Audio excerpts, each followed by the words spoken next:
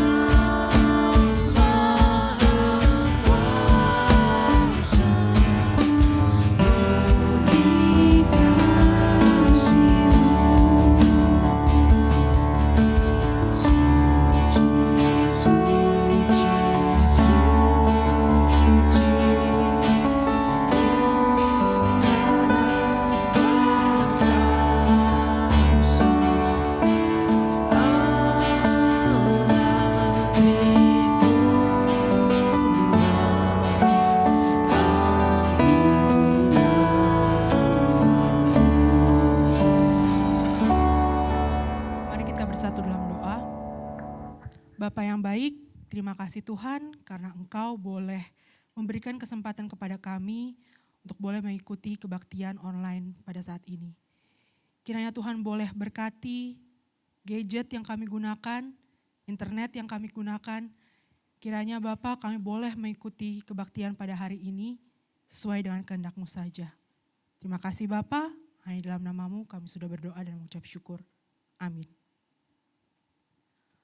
Efesus 4 ayatnya yang ke-31 sampai 32. Segala kepahitan, kegeraman, kemarahan, pertikaian dan fitnah hendaklah dibuang dari antara kamu. Demikian pula segala kejahatan. Tetapi hendaklah kamu ramah seorang terhadap yang lain, penuh kasih mesra dan saling mengampuni, sebagaimana Allah di dalam Kristus telah mengampuni kamu. Teman-teman, kalau mungkin kita pada saat ini merasakan kehidupan di dalam keluarga kok rasa-rasanya semakin lama semakin tidak damai.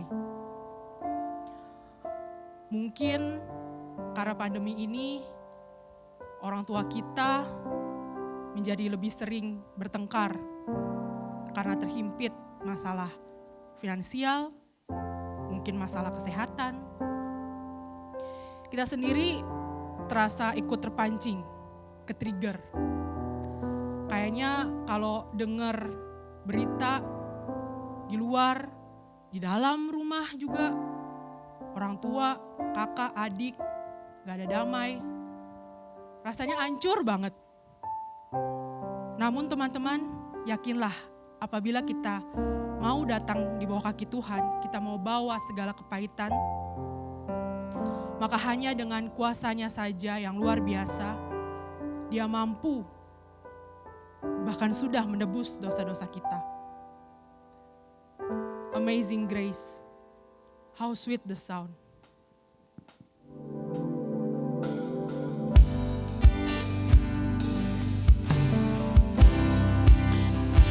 All these pieces broken and shattered.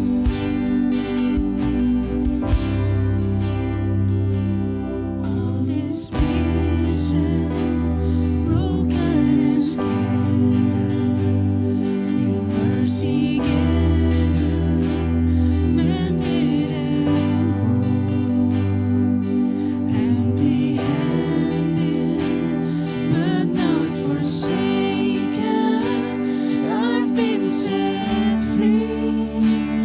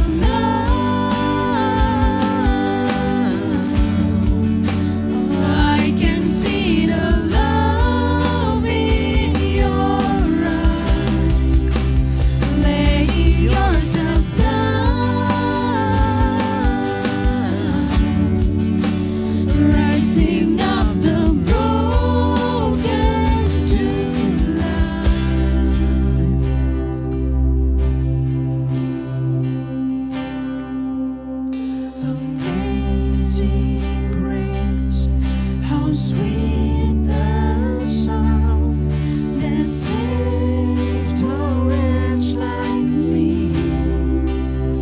Oh, I once was lost, but now I'm found. Was blind, but now I see.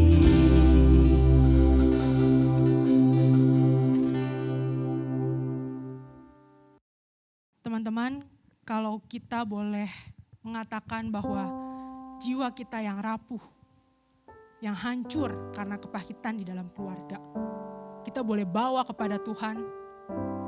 Tuhan Yesus yang mengubahkan itu menjadi sesuatu yang indah. Namun, aku mau ajak kita semua untuk berefleksi. Dalam Matius 15 ayatnya yang ke-8 sampai 9. Bangsa ini memuliakan aku dengan bibirnya, padahal hatinya jauh daripadaku. Percuma mereka beribadah kepadaku, sedangkan ajaran yang mereka ajarkan ialah perintah manusia. Teman-teman, sudahkah kita menjadi pembawa damai di dalam keluarga kita? Mungkin kita tidak bisa merubah orang tua kita. Mungkin kita tidak bisa merubah kakak atau adik kita yang somehow sepertinya selalu iri sama kita. Siblings rivalry, salah satu unsur di dalam toxic relationship juga. Namun teman-teman, mari kita sama-sama mengakui bahwa kita pun tidak lepas, tidak luput dari kekeliruan. Aku mau ajak kita sama-sama untuk berdoa. Kita minta ampun sama Tuhan bahwa seringkali kita sering lalai. Ya Bapa, ampuni Tuhan bila kami tanpa sadar memaksakan kehendak kami tidak mau peduli dengan orang tua kami, dengan saudara-saudara kami. Kiranya Bapa, lawatan-Mu boleh ada dalam keluarga kami Tuhan.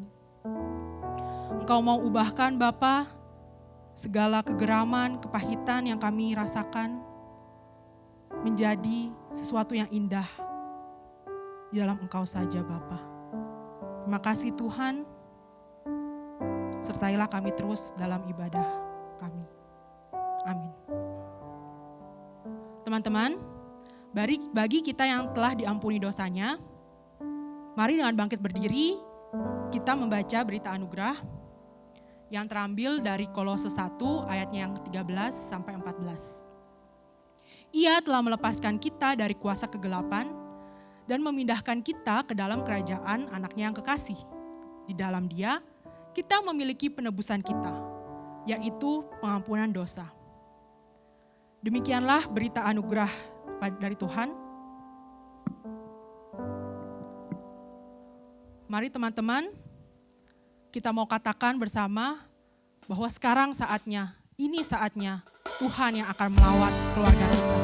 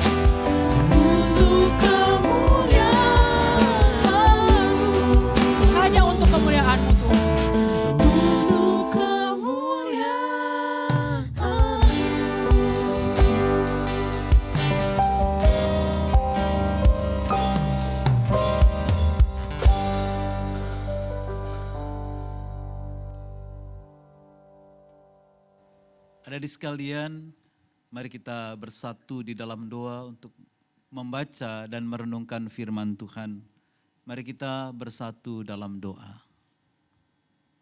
Tuhan, terima kasih kami boleh diberikan oleh Tuhan segala kecukupan. Bahkan Tuhan memberikan kepada kami keselamatan dan pengampunan. Tuhan memberikan kepada kami keluarga, orang tua, ayah dan ibu, saudara bersaudara. Kami adalah bagian dari keluarga yang Tuhan tempatkan di tengah-tengah keluarga kami dengan orang tua dan keluarga sanak saudara sebagai keluarga anugerah Tuhan. Kami ingin belajar bagaimana kami hidup di tengah-tengah keluarga kami. Biar Tuhan boleh menolong kami sehingga apa yang kami baca, kami dengar, boleh menguatkan iman kami.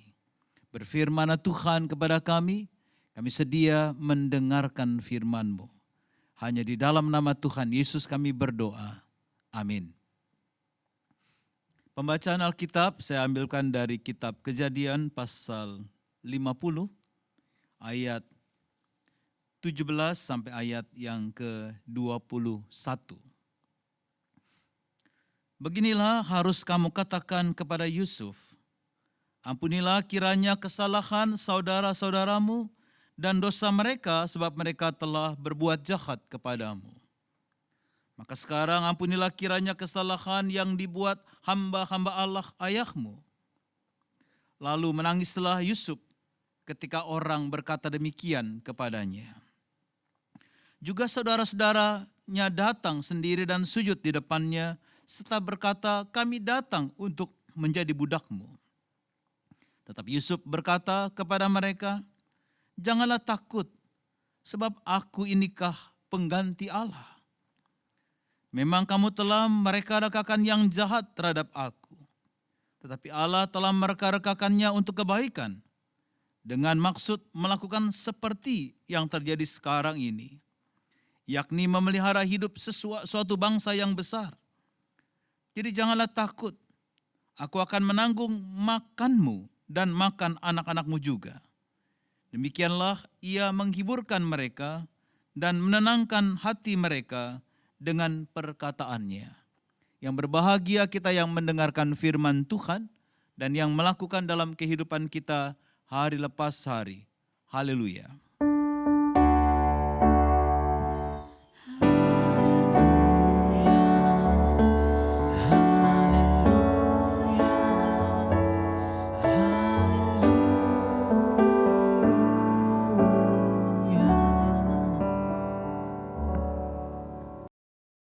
Rekan-rekan muda yang kasih Tuhan dan anak-anak yang kasih Tuhan, hari ini kita bicara soal tema tentang toxic relationship. Apa itu dan apa maksudnya? Toxic itu bicara soal racun. Relationship bicara soal relasi, hubungan. Istilah ini ditemukan oleh seorang dokter bernama Lillian Grass, pakar komunikasi dan psikologi tahun 1995 dengan judul buku People Toxic.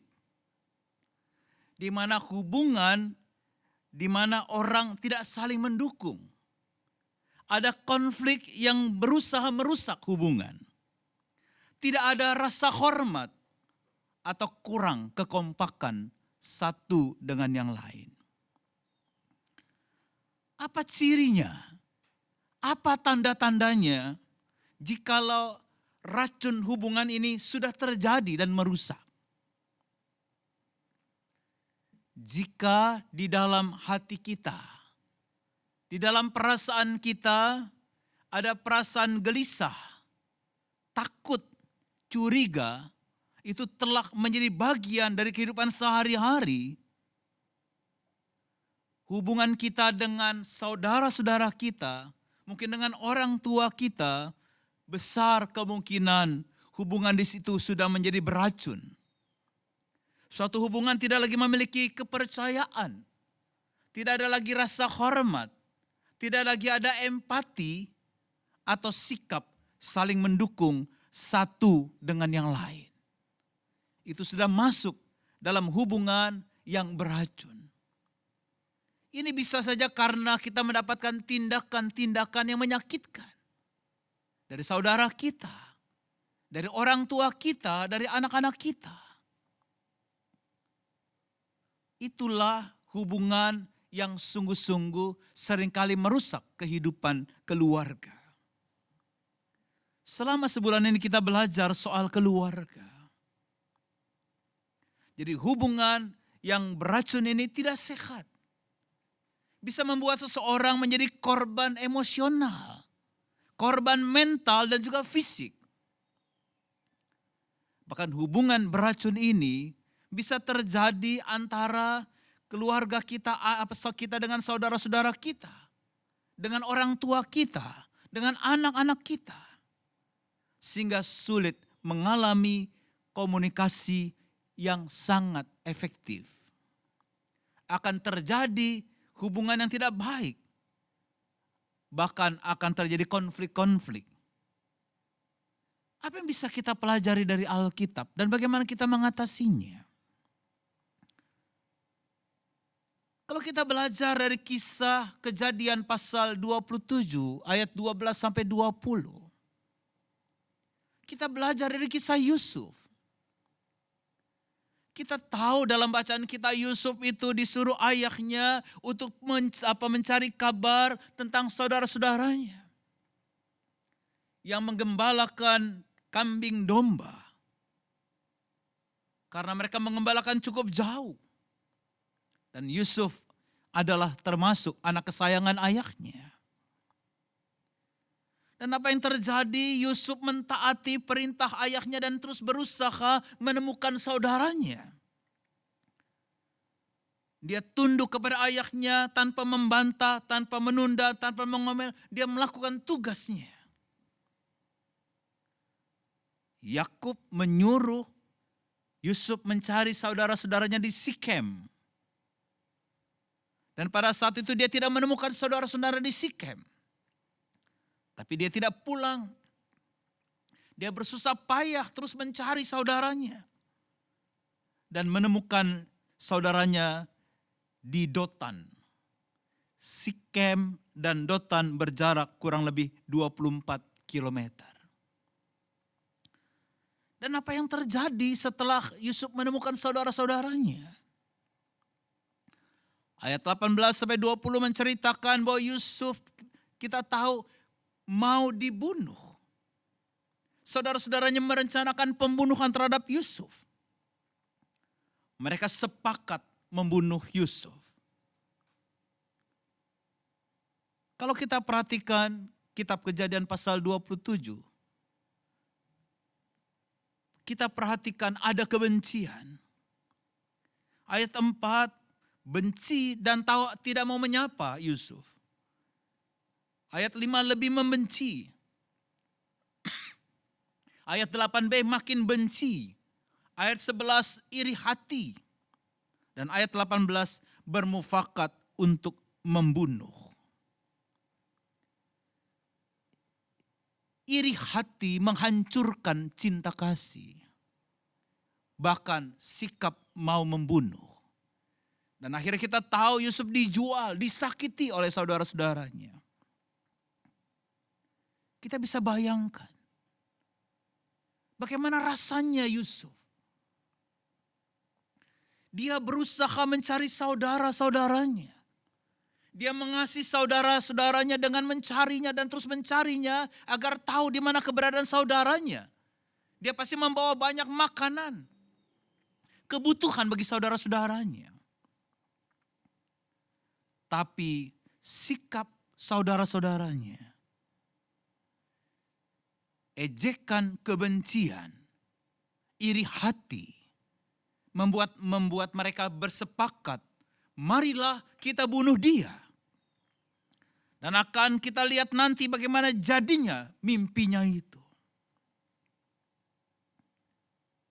Itulah sikap yang dialami oleh Yusuf.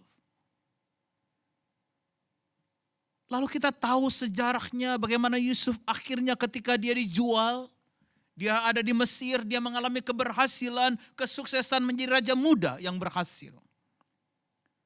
Dan kita tahu lalu saudara-saudaranya mengalami kelaparan. Maka ayahnya menyuruh saudara-saudaranya untuk pergi mencari makanan, lalu sampailah ke hadapan Yusuf. Disinilah terjadi perjumpaan dalam kitab Kejadian 50 ayat 17-21. Perjumpaan antara Yusuf dengan saudara-saudaranya yang telah menyakiti dirinya. Apa yang dilakukan oleh Yusuf? Yusuf melakukan tindakan mengampuni saudara-saudaranya. Mengampuni bukan sesuatu yang mudah. Karena iblis tidak suka kita mengasihi satu dengan yang lain. Karena kita seringkali semakin merasa terluka. Sehingga sulit mengampuni. Ketika ada orang lain, bahkan saudara kita, mungkin orang tua kita, kata-katanya menyakitkan kita, tindakannya menyakitkan kita. Kejadian pasal 50. Ayat 17 sampai ayat yang ke-21. Saudara-saudara Yusuf datang dengan kesungguhan hati untuk meminta pengampunan. Dalam ayat 17 ada 3 istilah dosa yang dipakai kakak-kakak Yusuf.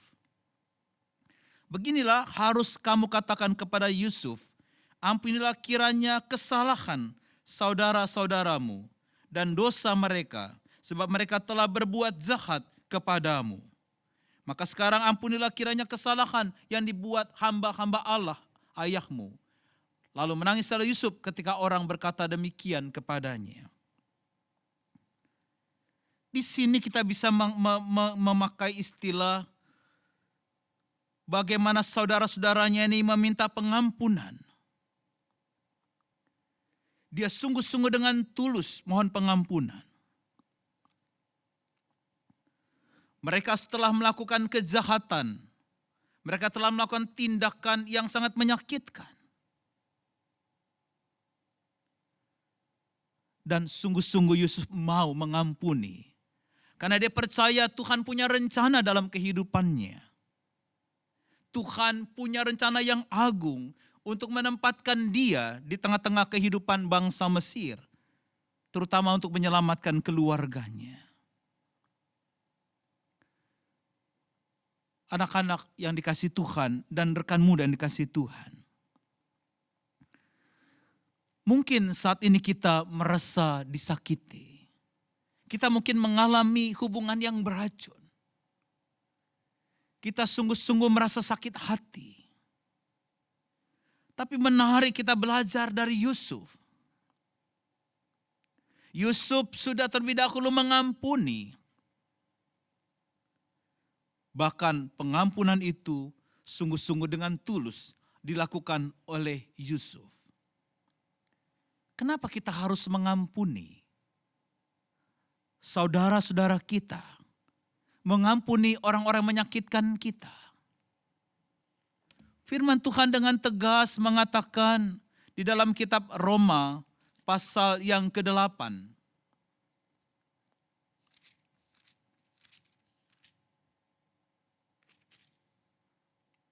Ayat yang ke-5.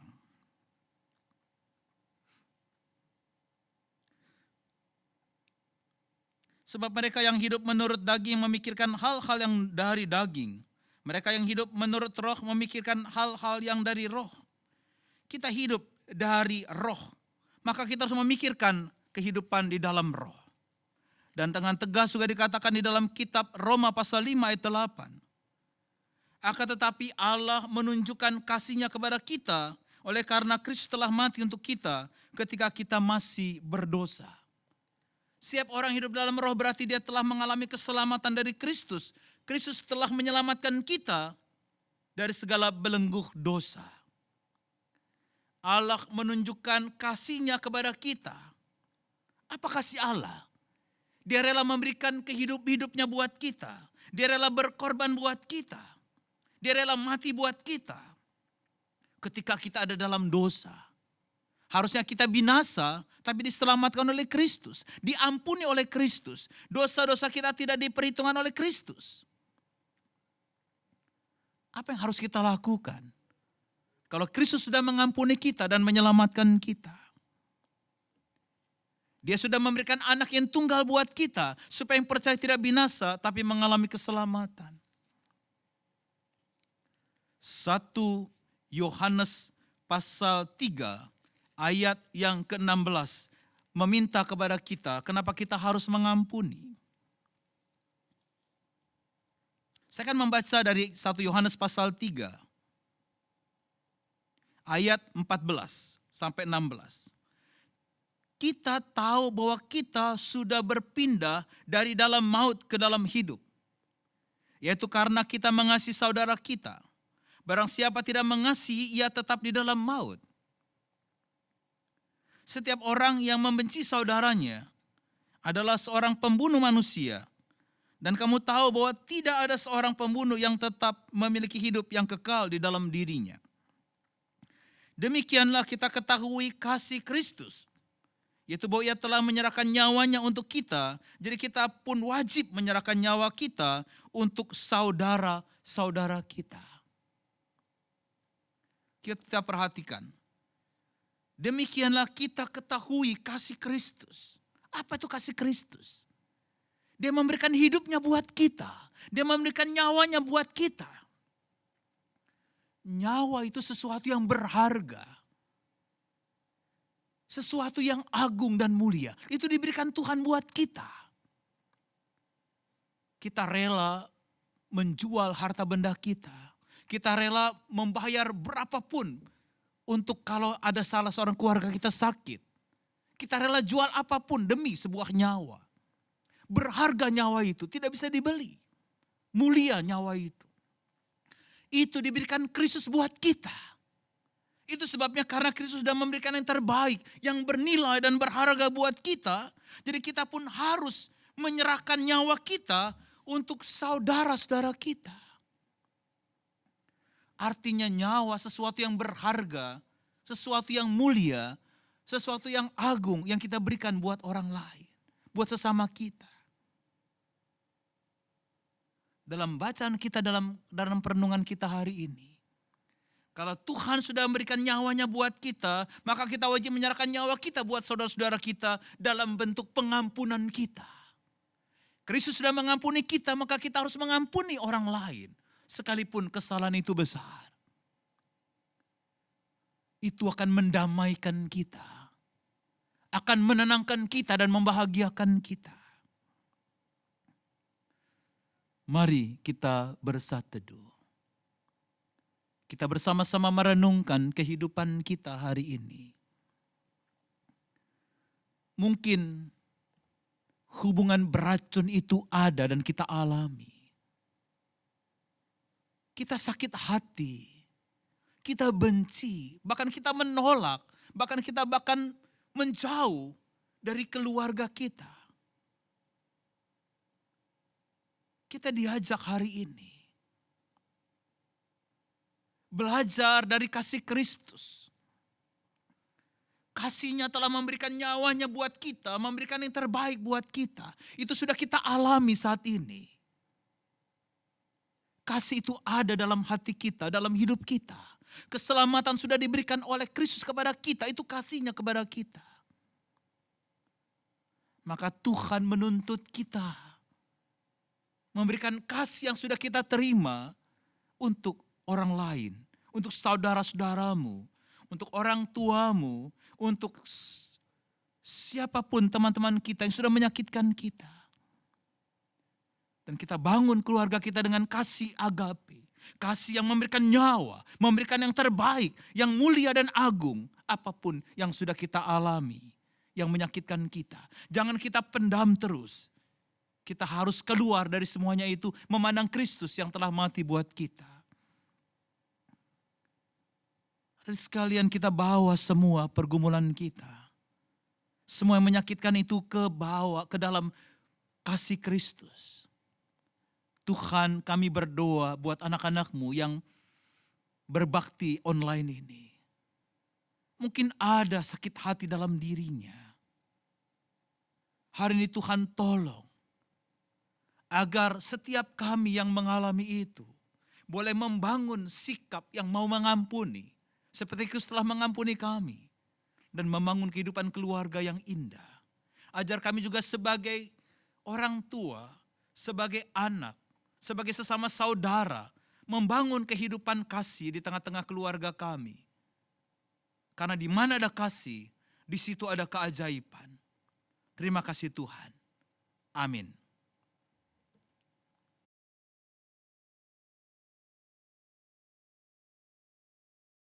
Rekan-rekan jemaat muda, mari kita bangkit berdiri bersama dengan Gereja Tuhan Segala Abad dan Tempat. Mari kita nyatakan pengakuan iman kita seturut dengan pengakuan iman rasuli yang demikian bunyinya. Aku percaya kepada Allah, Bapa yang Maha Kuasa, Khalik langit dan bumi, dan kepada Yesus Kristus, anaknya yang tunggal Tuhan kita, yang dikandung daripada Roh Kudus, lahir dari anak darah Maria, yang menderita sengsara di bawah pemerintahan Pontius Pilatus, disalibkan, mati dan dikuburkan, turun ke dalam kerajaan maut. Pada hari yang ketiga, bangkit pula dari antara orang mati, naik ke surga, duduk di sebelah kanan Allah, Bapa yang Maha Kuasa. Dan dari sana Ia akan datang untuk menghakimi orang yang hidup dan yang mati. Aku percaya kepada Roh Kudus, gereja yang kudus dan am, persekutuan orang kudus, pengampunan dosa, kebangkitan orang mati, dan hidup yang kekal. Amin. Silakan duduk.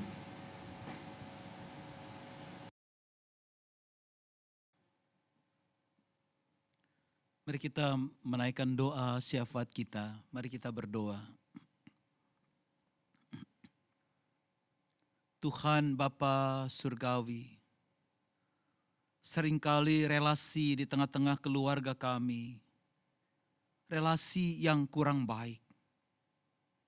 Kata-kata kami, sikap kami, kadangkala menyakitkan orang tua kami, saudara kami, yang Tuhan telah berikan kepada kami. Tuhan, hubungan kami di tengah-tengah keluarga seringkali menjadi hubungan yang beracun, yang menghancurkan keluarga. Biar Tuhan sebagai orang tua, sebagai anak muda yang Tuhan hadirkan di tengah-tengah keluarga, bersama dengan orang tua dan sama saudara kami ingin bangun kehidupan komunikasi yang penuh kasih, yang memberikan yang terbaik, yang berharga, bernilai. Bukan malah menghancurkan keluarga kami. Biar kami menjadi alat-alat yang penuh kasih di tengah-tengah keluarga kami. Kami boleh menjadi alat Tuhan, sehingga terjadi transformasi di tengah-tengah keluarga kami. Menjadi keluarga yang penuh kasih. Kata-kata, sikap, tindakan, perbuatan kami menjadi tindakan yang sungguh-sungguh mendatangkan kasih di tengah-tengah keluarga kami. Jauhkan dari setiap rumah tangga jemaat Tuhan. Keluarga-keluarga kami, hubungan yang beracun.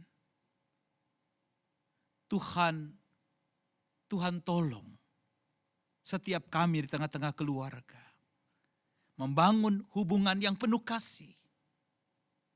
Hubungan yang penuh cinta kasih Tuhan. Kasih agape. Tuhan, kami bersyukur untuk keluarga yang Tuhan berikan buat kami. Berkati keluarga-keluarga orang tua kami. Berikan kedamaian, kerukunan. Bahkan juga Engkau memberkati usaha dan pekerjaan orang tua kami di tengah-tengah situasi pandemi saat ini.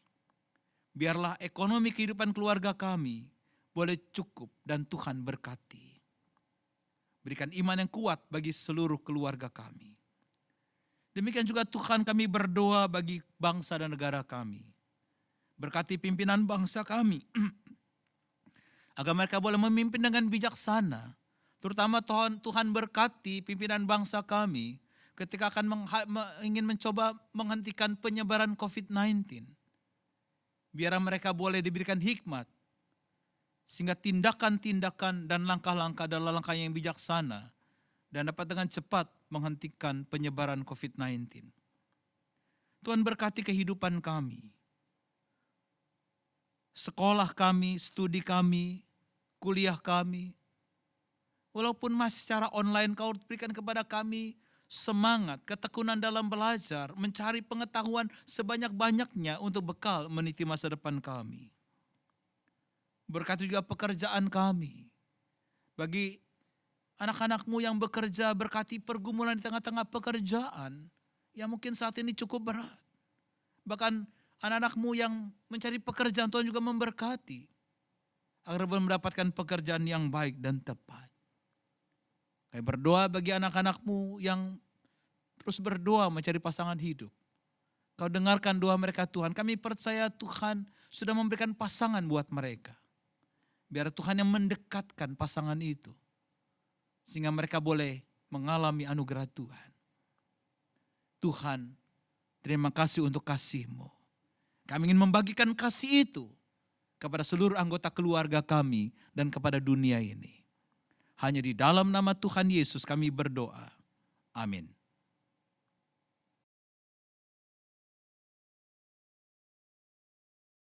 Teman-teman, kini tiba saatnya bagi kita untuk memberikan persembahan. Nas persembahan diambil dari 2 Korintus 8 ayatnya yang ke-12 sampai 13. Sebab jika kamu rela untuk memberi, maka pemberianmu akan diterima. Kalau pemberianmu itu berdasarkan apa yang ada padamu, bukan berdasarkan apa yang tidak ada padamu. Sebab kamu dibebani bukanlah supaya orang-orang lain mendapat keringanan, tetapi supaya ada keseimbangan. Tuhan, Kau gembala kami, tuntun kami domba-Mu.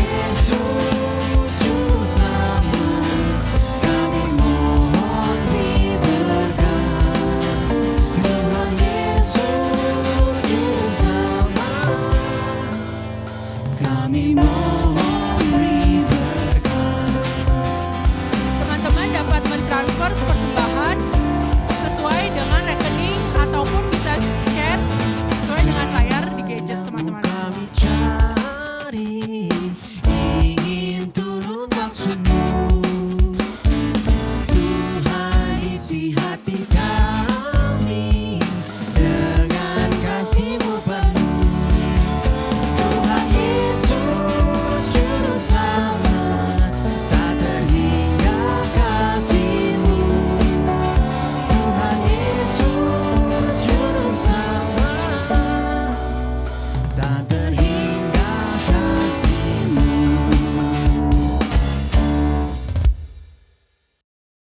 Rekan-rekan dewasa muda, youth dan teens, mari sebentar kita akan berdoa untuk persembahan yang sudah kita berikan.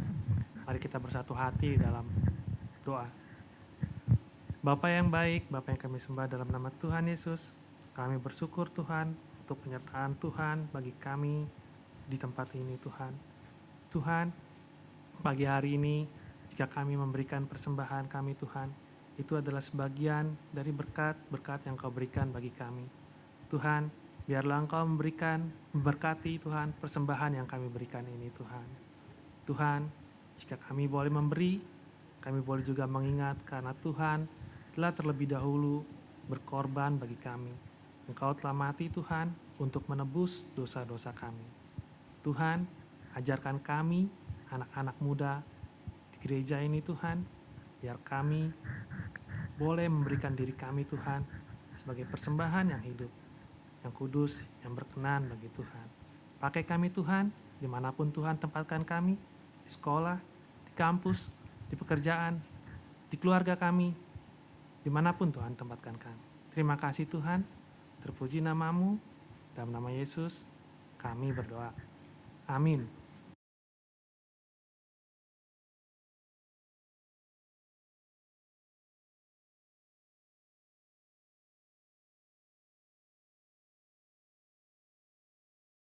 Teman-teman semua, kalau kita sudah belajar tentang bagaimana toxic relationship dalam family itu memang benar ada. Namun mari kita tidak berfokus pada kesalahan-kesalahan, kekeliruan-kekeliruan yang terjadi. Namun percayalah, awal dari pemulihan ialah pengampunan. Mari teman-teman, kita mau terus ikut pimpinan Tuhan, kita mau terus menyandarkan diri hanya kepada Tuhan, karena hanya di dalam Tuhan kita akan aman dan tentram. Indah mulia, bahagia penuh.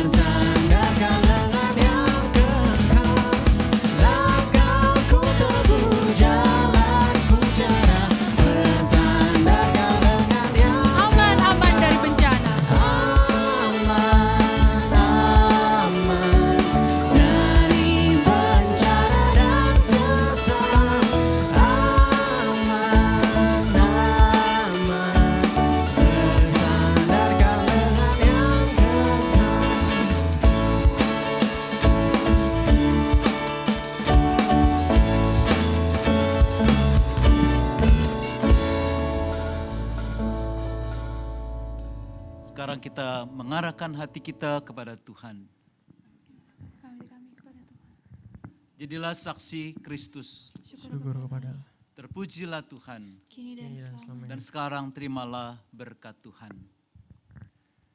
Tuhan memberkati engkau dan melindungi engkau. Tuhan menyinari engkau dengan wajah-Nya dan memberi engkau kasih karunia. Tuhan menghadapkan wajah-Nya kepadamu dan memberi engkau damai sejahtera, kekuatan dan perlindungan dalam setiap detik perjuangan hidupmu, kekal sampai selama-lamanya. Amin.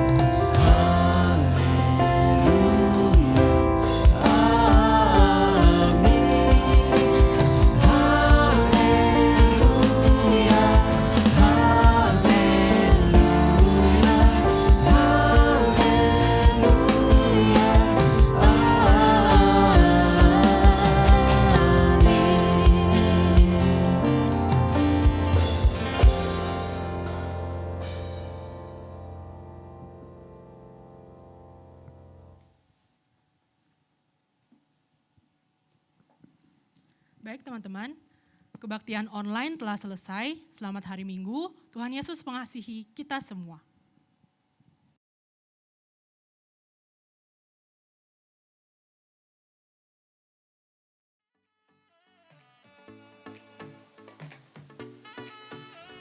Selamat hari Minggu Jemaat Youth and Teens NKDM. Untuk kuartal lisan Minggu tanggal 11 Oktober 2020, yang pertama ada kuesioner evaluasi. Jemaat diharapkan untuk mengisi kuesioner evaluasi melalui link yang ada di layar, ada di sini nih ya. Untuk nextnya, persekutuan U-Turn. Jemaat Youth and Teens kami undang untuk mengikuti persekutuan U-Turn setiap hari Jumat pukul 7 malam. Info lebih lanjut silakan bisa lihat di Instagram Youth and Teens dan akan diadakan secara virtual. Dan untuk KDM akan diadakan untuk persekutuan pit stop setiap hari Rabu jam 7 malam, dan untuk info lebih lengkap dapat dilihat di Instagram KDM atau di WhatsApp group dan akan dilaksanakan secara virtual juga. Pelayanan kebaktian online Youth Ministry, Jemaat KDM dan Youth and Teens diundang untuk melayani di kebaktian Youth Ministry. Dan untuk info lebih lanjut silakan hubungi pengurus di masing-masing komisi. Selamat hari Minggu.